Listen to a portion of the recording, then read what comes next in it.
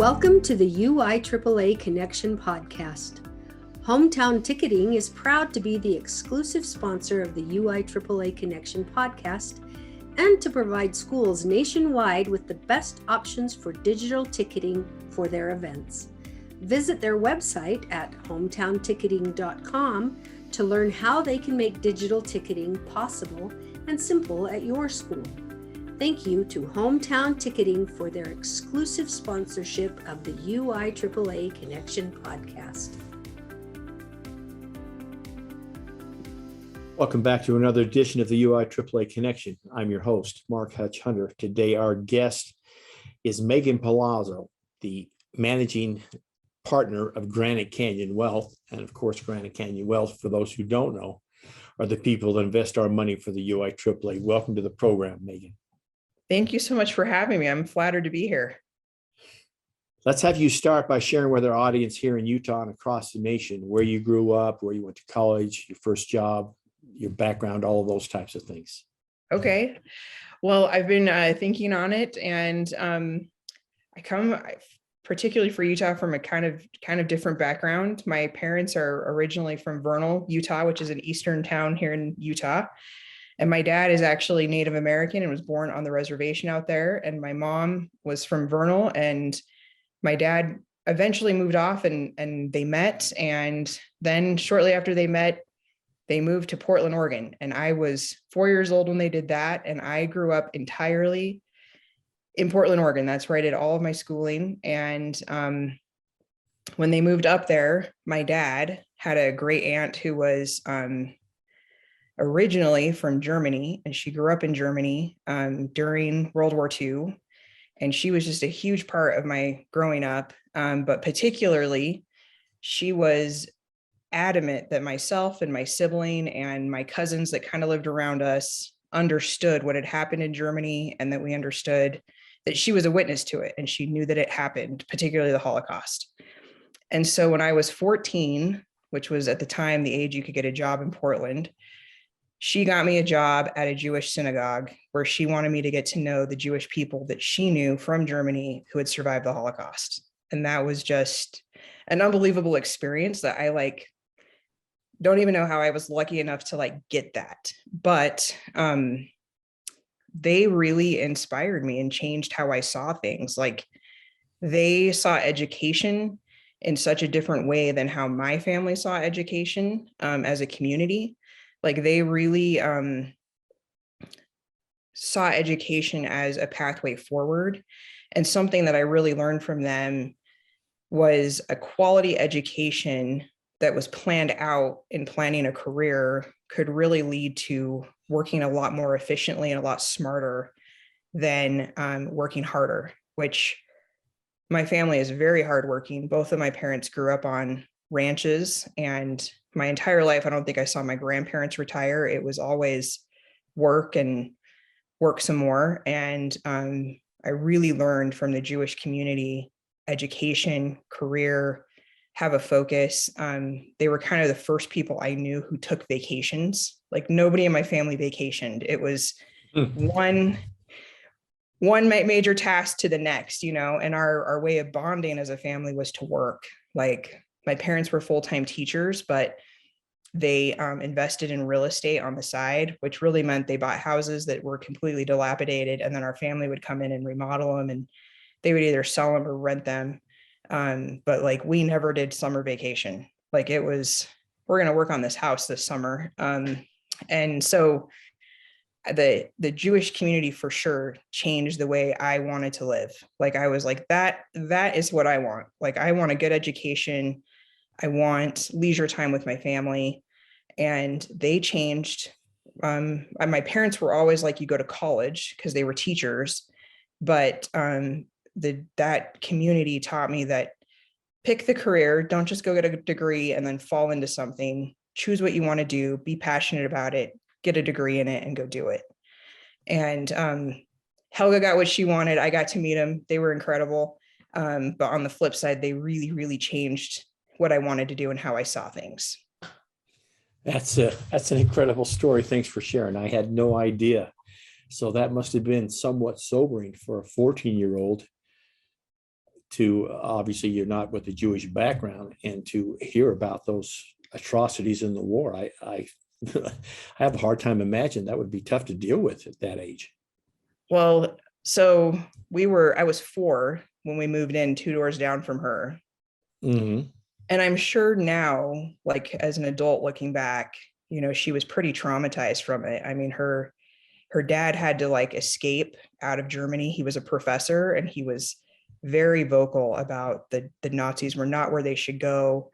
They were really engaged with the Jewish community in Berlin, like she was in Portland when I was a kid. And so her mom, I think I was like 6, and she was like, I was your age when my mom made me go on the top of a bridge and watch Crystal Night. And this is what happened. And here's where my friends went. And I never saw them again. And so like, by the time I was 14, I had heard so much from her about it. I mean, she had so much in her home about it. I mean, she was on a mission. Like her mom had made her promise that she would never let anybody forget that it happened. And so anytime you were at Helga's house, you were hearing about it and different stories about it. And then she would find ways for you to get to know that community as she knew it. So in her opinion, it was really important for you to humanize them and not just learn about it as a superfluous thing that happened in the past, that they were still here and they had survived it. But I will tell you, it was really humbling. Like even at 14, I was just like, whoa. When I helped an older man put his coat up and I saw his tattoo on his arm, and I was like, whoa, like this is real. Like these are pictures I've seen in Helga's house, but here's a real person that lives. It's a real person. Sure. Yeah. So. Huh.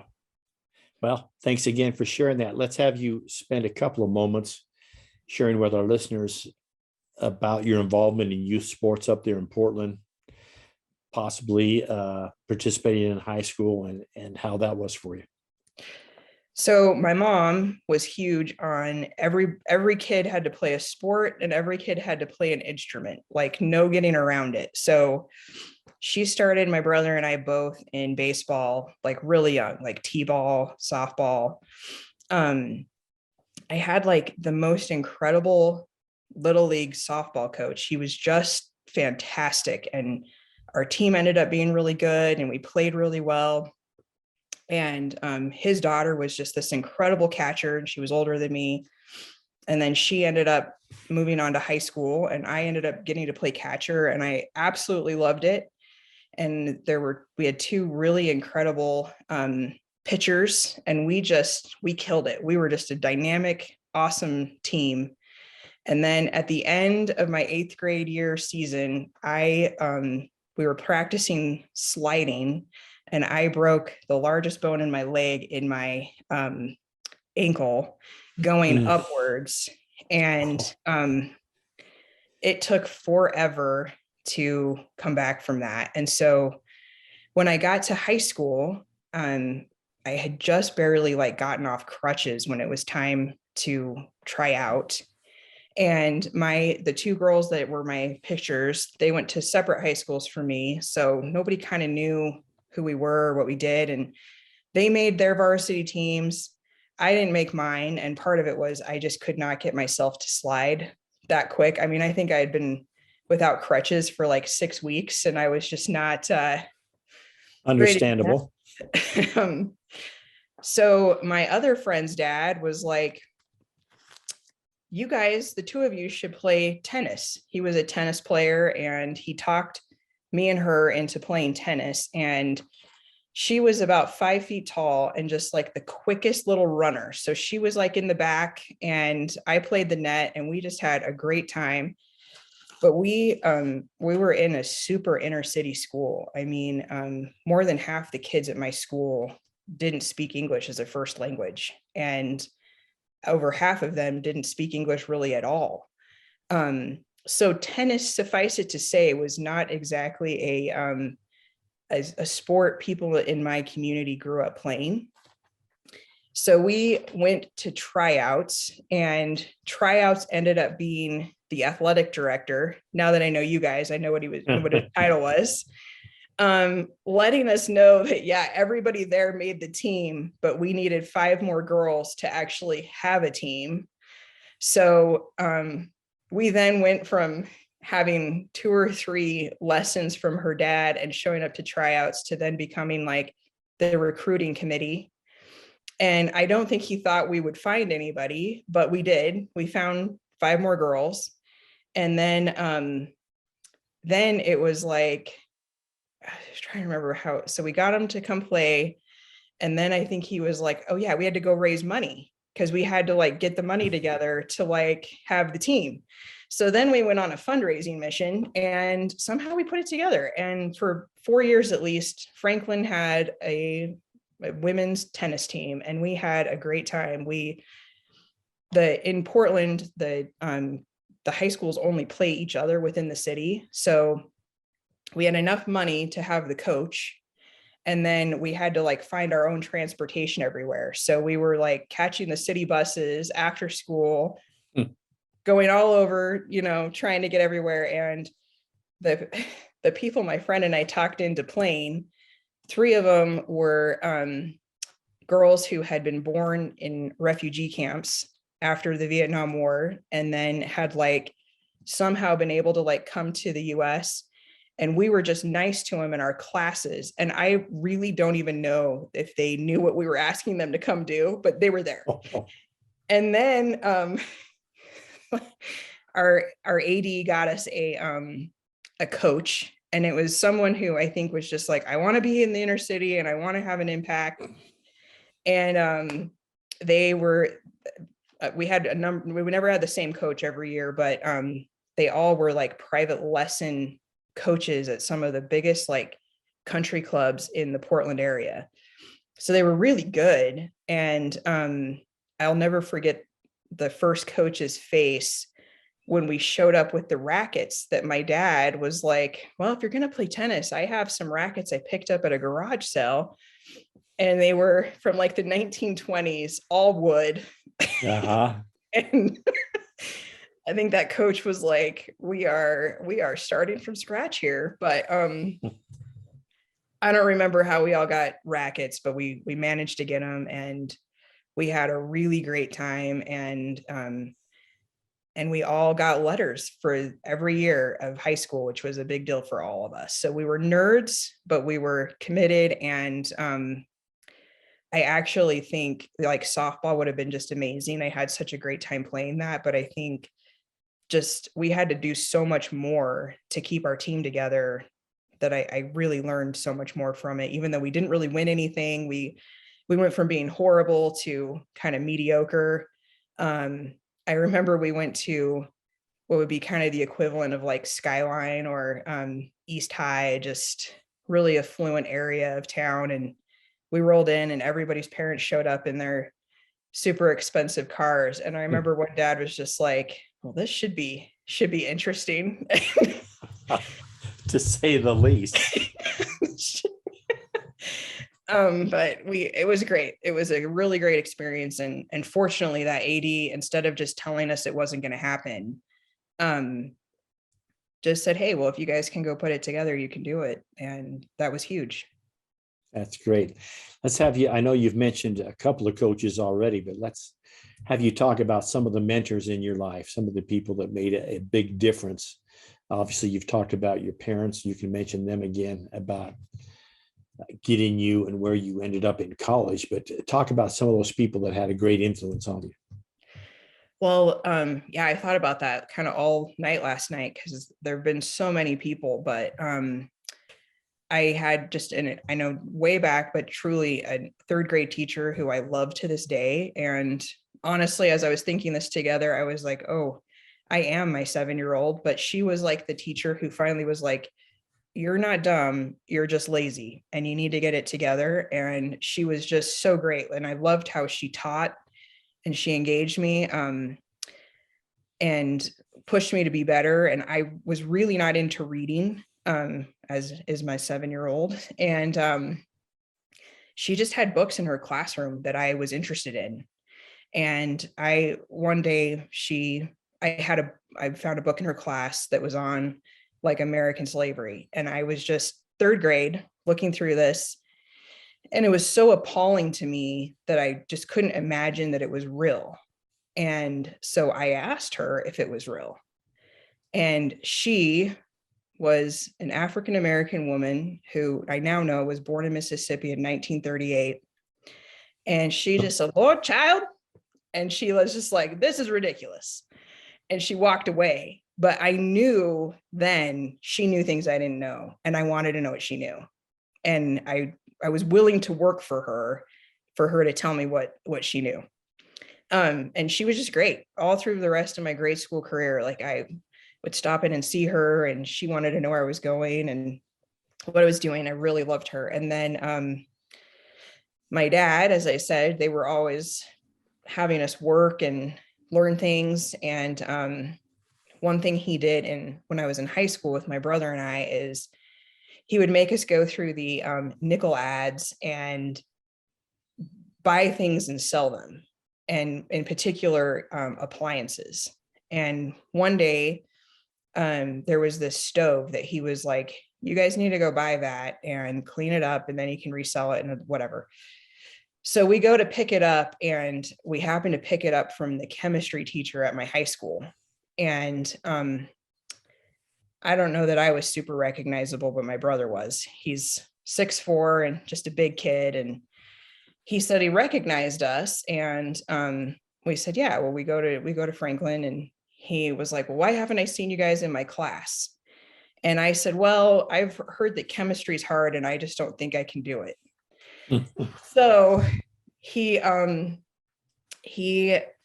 offered to let us buy the stove for significantly less if one of us would take chemistry. And I showed up to the enrollment day, and here I was in his class, and I ended up absolutely loving chemistry.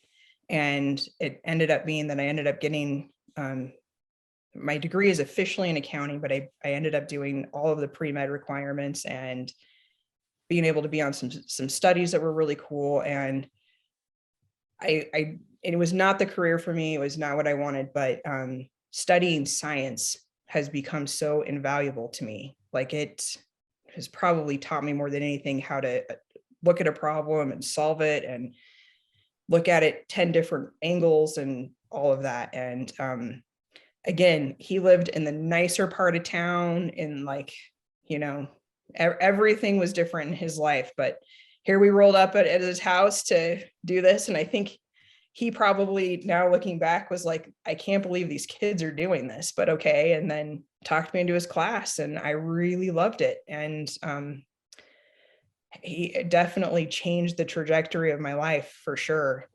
Because then I had actually finished the math that was required to graduate my freshman year of high school. And so I had stopped taking it. And then I took his class my junior year.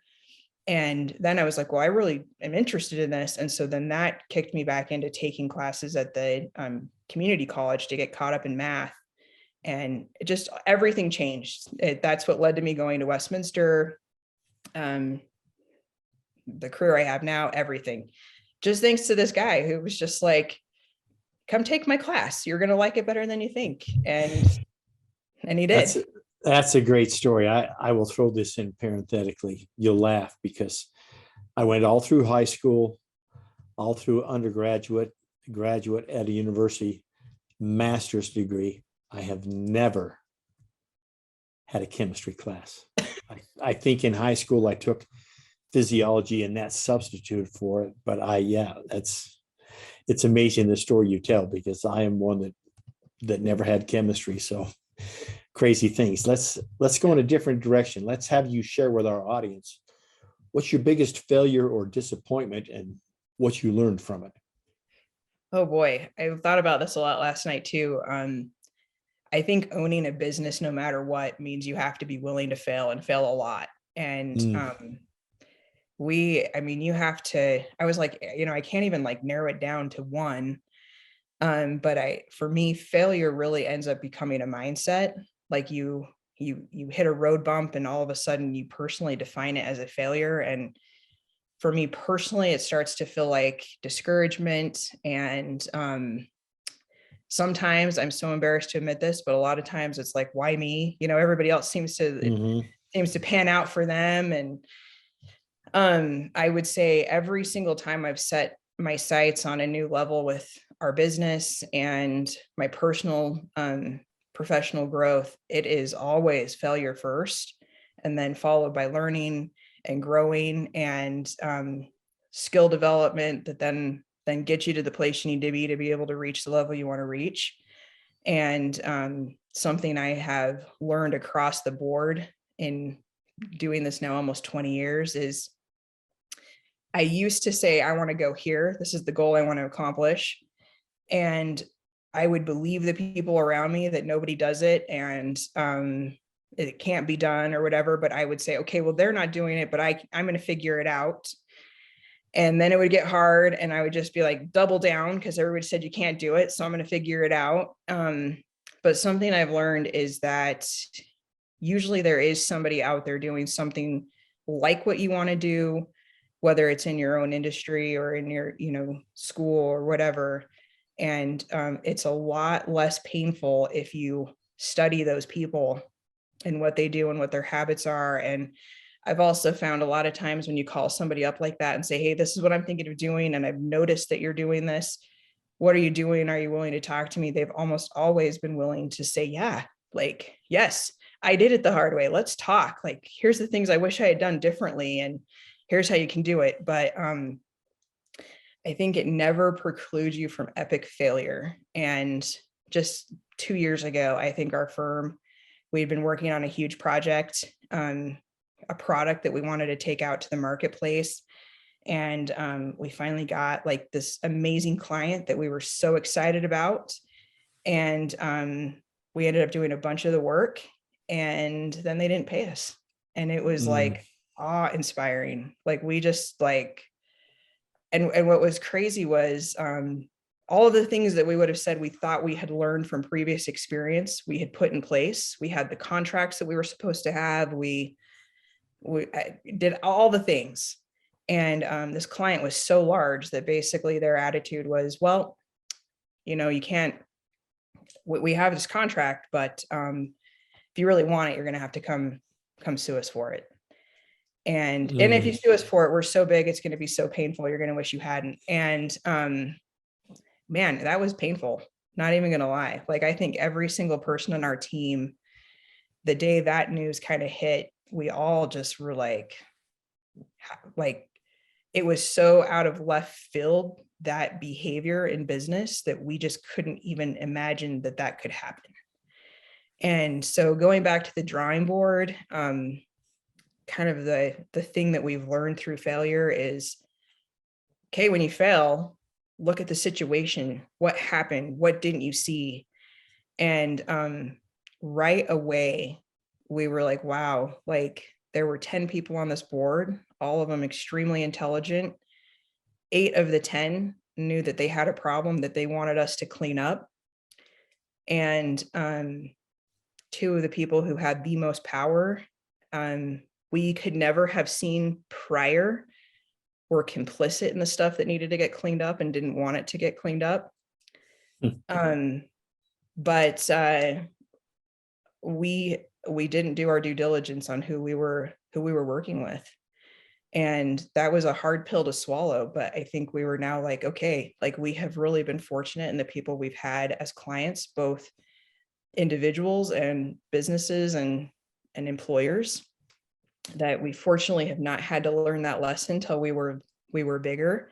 But we definitely walked away with some key things. And on the flip side, the day that it all came kind of crashing down, everybody was just down in the dumps, myself included. But when we looked back on it, we were like, we have to still be pretty proud of this situation. As it unfolded, we learned that particularly these 2 okayed us because we were just this little tiny firm in South Jordan, Utah, that shares space with another company. We're not in a big fancy office building in Manhattan. We don't have Ivy League degrees. And they actually voted for us and signed off on us taking over the job. And we learned later that within just a few days of getting partial documents, figured out what was going on, changed the tune, and we're quickly trying to say that we weren't up to snuff. We didn't know what we were doing. We don't have Ivy League degrees. We're not from New York. We're not this. We're not that. But when it all came down, we were like, hey, we just went up against some of the biggest fish in the country, kind of in the world, and proved that we do know what we're doing and we are good at what we do. And we just have to get with people that are more aligned with our ethics and start working for them. But it was painful. I mean, we, as a team, I'm trying to get other people to pep their spirits up. And next thing I know, they're sending me stuff to try and get me to come back around. And it was painful. Well, that's an incredible story. Thank you for sharing. It can have been, when we talk to ADs about their biggest failure, it's I didn't get this job, or we lost in a semifinal or a state championship. But you're talking real money, real life situation. So that's obviously people are cheaters in life. And that's something that I guess that we all have to learn. I'm interested in your perspective, not being an athletic administrator. And I've known you for close to 15, 16 years, back when I was at Jordan, long before I retired, back when I started investing with you. But I'm interested in how you see the job of today's AD, working with them. How is it different than when you first started? How is it, from your perspective, how is their job different in the past 15 to 16 years? Well, I'll tell you, I think it's one of the most devastating things I've seen in my career is how teachers are treated, period, across the board. And I think one thing that gives me perspective that hardly anybody has in a district. So technically, my job with the district is to come in and help them create a benefits package that is valuable to teachers.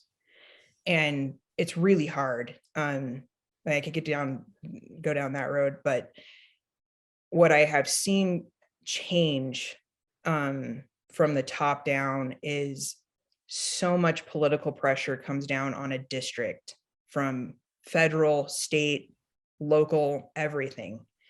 And you can have really amazing superintendents and really amazing administrators who know these policies are not good for kids, but they have to roll them out. It's the law. And I'll go to a building and talk with teachers, and they will really be at odds with, sometimes if they're in sports with the AD, they'll be at odds with the administration. They hate the district. All of that's valid. And then I'll go meet with the AD or the principal, and they will say, I hate my job. I know this is not good for teachers. I know this is not good for kids. I have to turn this into the people above me. And then I'll go talk to the district, and there's usually in a district a business side, and there's like the business administrator and the accounting and health insurance and payroll. And then you have the superintendent side. And the business side, they're kind of not as ingrained or involved, but you'll sit down with superintendents and they're just like, there's all this stuff that's mandated that has to take place, and there's no way you can actually get it done and have kids learn along the way. And so when I first started working with teachers, we would enroll about 150 new teachers a year in districts, and about the same amount would retire. And hardly any of those new teachers would leave the profession. And now I would say we are seeing over 90% leave and never come back. And in addition to that, the teachers who started 15 years ago are now leaving in faster numbers than we've ever seen. I mean, it was unheard of when you retired for somebody who had 15 to 20 years in, go, this sucks so much. I am willing to take a pay cut. I'm willing to switch careers. I'm willing to go anywhere but here. And I understand it might screw up my retirement. I understand all of that, but I want out. And so I think for the AD, what becomes difficult is keeping people there, trying to, whether it's hit, for those that are listening, whether it's hit now or it's going to hit later, it's keeping people in the job and keeping them excited and keeping them, it's one thing when you have a coach who's excited to be there, and it's totally different when you've got a coach who's like, well, it's what I got to do. And I think you're going to see more and more of that if things don't get changed. And I wish that I could say that I've thought about it and I've got some ideas. I mean, I do in some ways, but in others, I don't. But I did actually kind of, as I thought on this, there are 3 books that if I was an AD or an administrator in a district, I think would be really helpful. So like one thing I've kind of stressed to the UIAAA starting like 7 years ago is the need to have political connections. And I think at the time, it might not have made as much sense as it might make now. But I mean, one thing I've tried to do is like, hey, let's try and get some businesses to engage with you, all of you who are in the schools, so that when they read some stupid post on Facebook, they call you and they respect you and they respect your opinion before that Facebook post turns into a political ideology and they storm the school board meeting. But there's a really phenomenal book called Love is the Killer App.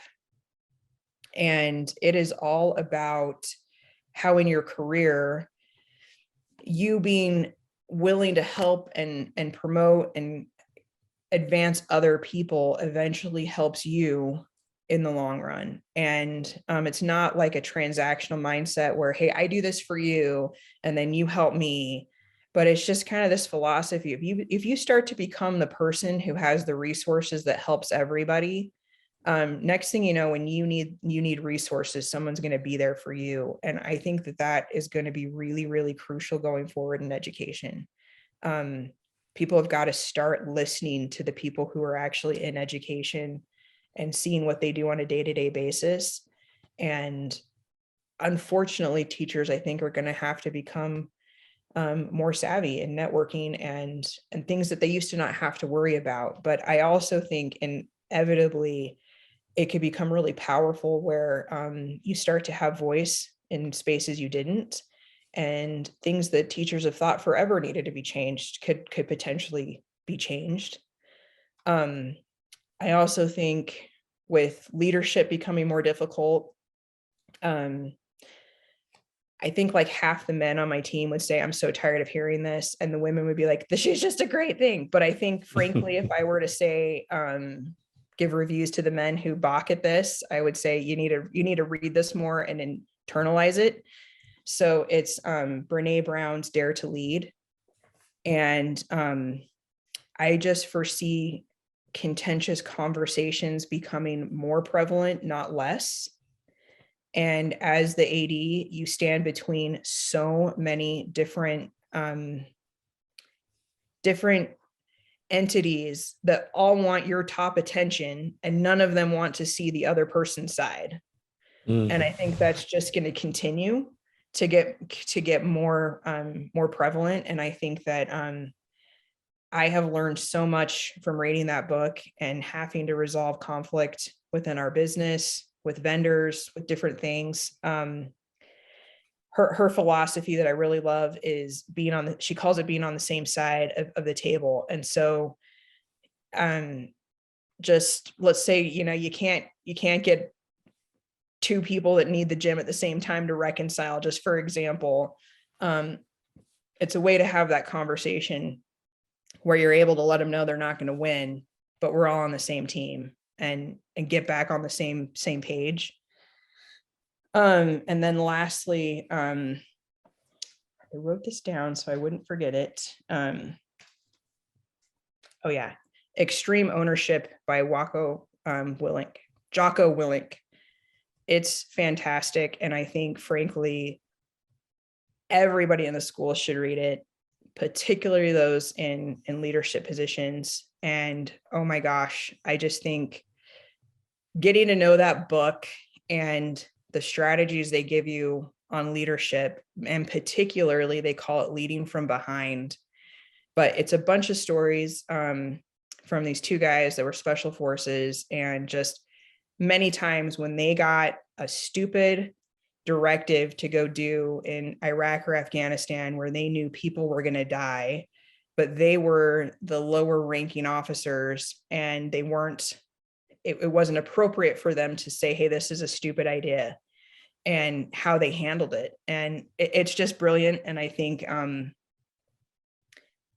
the more that things become tenuous, if you want to be happy in the job and enjoying it, I think those 3 books would really give you great skills to navigate what I think, at least for the next 5 to 10 years, is going to be the culture in education that really sucks. And I'm sorry it's there. Yeah, no, great answer. And thanks so much for giving us your perspective on that, because I'm hoping those that are listening out there realize that obviously we've got someone from outside the field and they're giving us their look at the jobs that we do. I want you to take some time now and talk about some of the best financial ideas and advice you have for athletic directors and teachers, because I'm obviously familiar with them. And I know maybe some of our Utah people of the association know that you've invested a lot of our savings and a lot of our money, but I know you've got so many great ideas out there that you can share. So just let me give you the floor for a few minutes and let you talk about that. Okay. Well, I really think, I think people can be really successful in education. And I think a lot of times, the starting salary is not what, other professions are starting at. But there are some really incredible advantages. So if we were to, for example, take someone leaving law school that's considered a profession and map them out with somebody leaving with a master's degree in education, usually you're coming out with half or less of the debt that attorney's coming out with.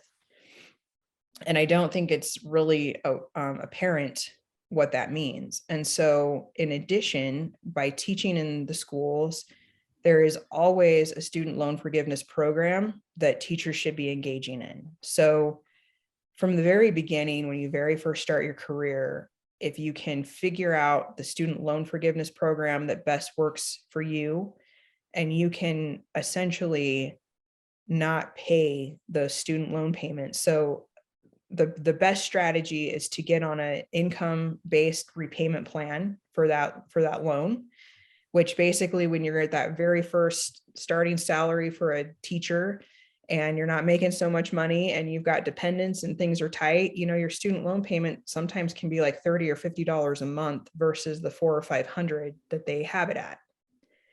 And then the best program that fits for everybody, whether they're in Title I or special ed or math or science, is the public servant loan forgiveness program, which now everybody is available for. So as long as your loan was in the last 15 years, you make that income adjusted payment for 10 years and that loan gets completely forgiven.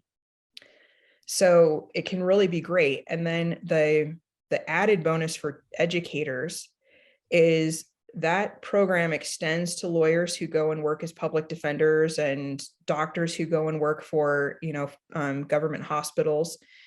But when they get that student loan forgiven, it becomes taxable income to them in that year. So for the most part, you don't really etch away at the principal of the loan. So if you're looking at an attorney with $300,000 worth of debt, they just got a $60,000 income bill for that debt forgiveness, which is killer.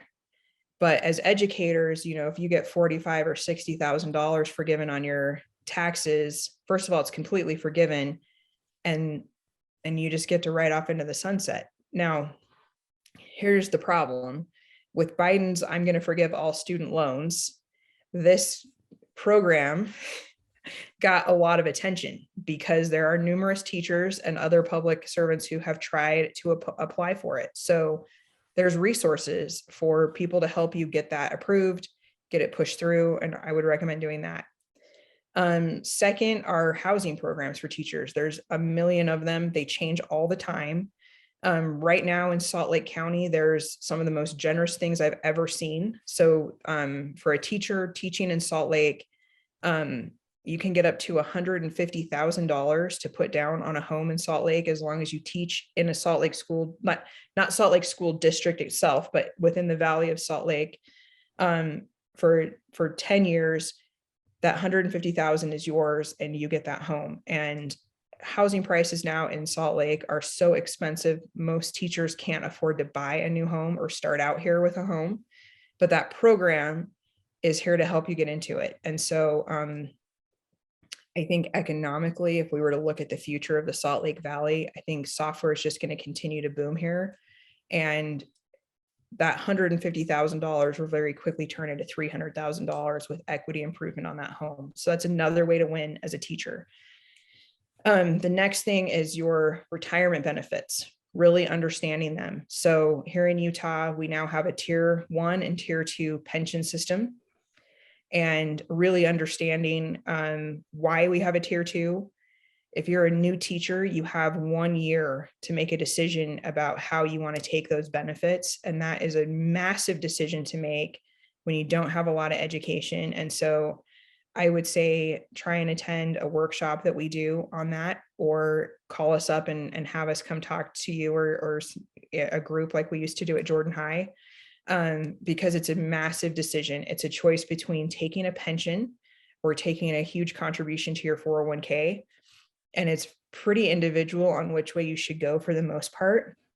But I would say with what we're seeing, the 401k contribution sometimes can make more sense. But it's very individual, and getting a review and figuring that out.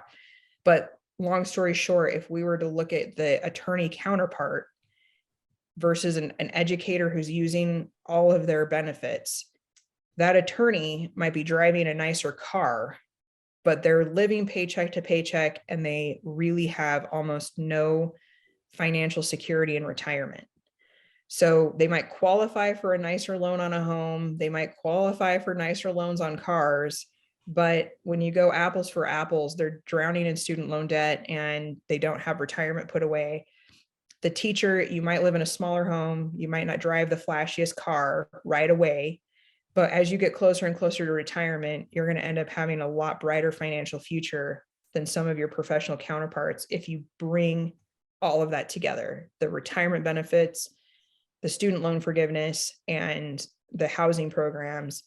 And housing programs, they go up and down, as salaries get better and home prices become more in reach of teacher salaries.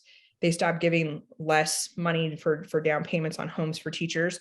But there's always programs that will pay closing costs. They're all worth it, and they're worth looking into and figuring out how to get. So I would say, very vaguely, top 1,000 feet looking down, those are the things I wish every educator knew how to pull together. And lastly, I would say it's really worth it to have somebody like myself help you do that, who's going to track it and help you go, okay, we started this in 2010 and it's now 2020. It's time to apply for that student loan forgiveness. Let's get it going. Knows what to do when it gets declined, how to get it pushed back through, and also helps you figure out how to prepare. I think one thing I have to say about ADs, you guys are going to kill me for this comment, but ADs and the ladies who run the cafeteria are similar in that you guys all run really big budgets and you tend to be really, really good with money. So ADs aren't a situation where you're not putting away for retirement. Most ADs are putting more than enough away. But the next thing would be having you have a good portfolio inside your 401k that's going to really maximize those savings and be something that you can weather through an up and down market.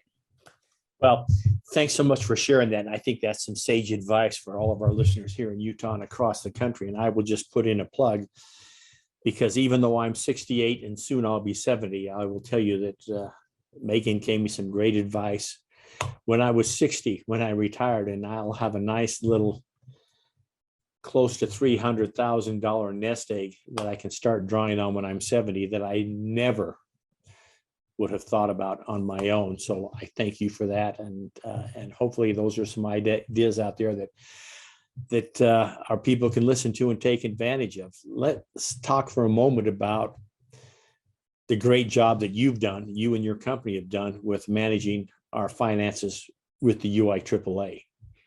Well, first of all, thank you. And thanks for introducing it that way.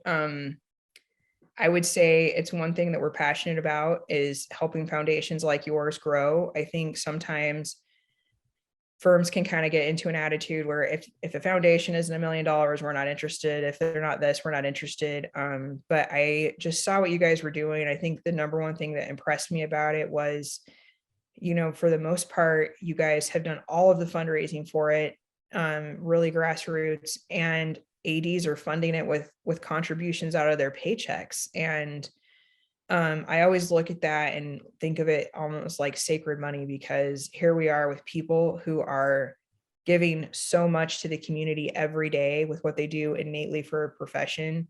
And then in addition, they're contributing money. So from the beginning, I think we took our stewardship over this really, really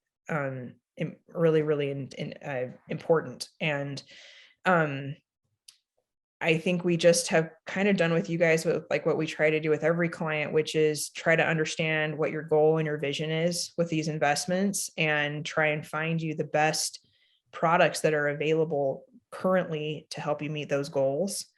And I have to say, we've been a good steward, and we've hit the goals you've given us. But more than anything, you guys, every time we give you something, a nugget of connection or whatever, you guys take it. I mean, we have a couple other foundations that we've helped in the same way, and we're always like, you guys will just, anything we give you, you take it and you run and you make it your own, and you eventually take it over, and it's just incredible. And I think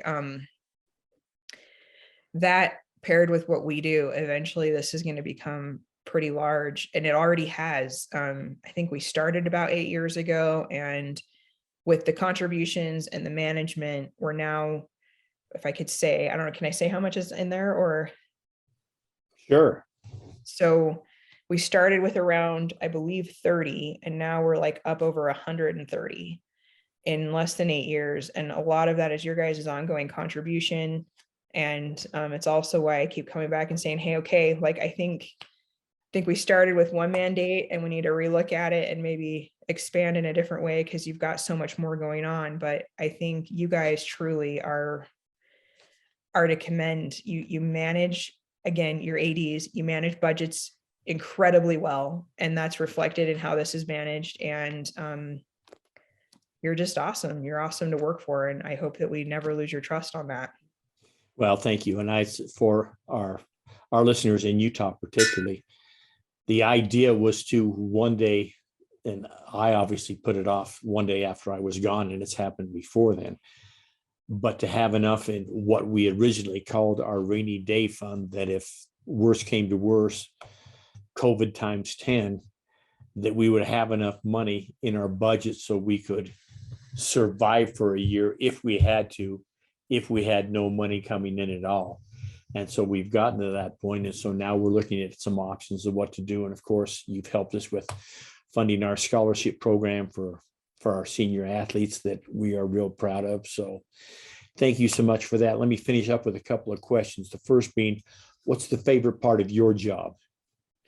Oh, I love every time that I get to sit down with a client, whether it's a foundation like you guys, a private client like yourself, or an employer, and hear what they want to do. And I think a lot of times our clients come to us when they've been told by other firms that it can't be done. And we're just willing to think outside the box and find different solutions. And when we come back with something that they can see is going to make it work, and then, a year or two down the road, after things have really come to fruition, just seeing this kind of peace come over those clients, like, hey, this was a problem I thought I could never find a solution for, and you guys have found the solution, and it's taken a huge weight off. And we love as a firm the challenge of those harder problems and going into it and solving it. And but ultimately it's the payoff of the client that was just like, this was something I wasn't sleeping over. And now I'm off to retire, or I'm retaining employees that I didn't think we could retain, or hey, this is really turning into something that's going to be substantial as a foundation. Like, we love that. I love that. Very good. Megan, what questions should I have asked you that I failed to ask you? I kind of didn't sleep good last night trying to prepare myself for this. So I think we're good.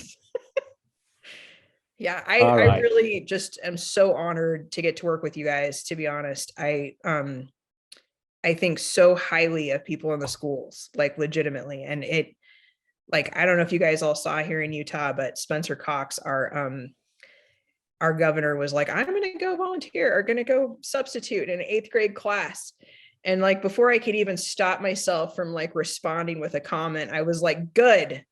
And then I looked at all the comments, and there were like all these teachers that were just like, please come see what we're doing. Come see our world. And I think if more people did, we would have much more productive conversations about all of this. So thanks for letting me be a part of it.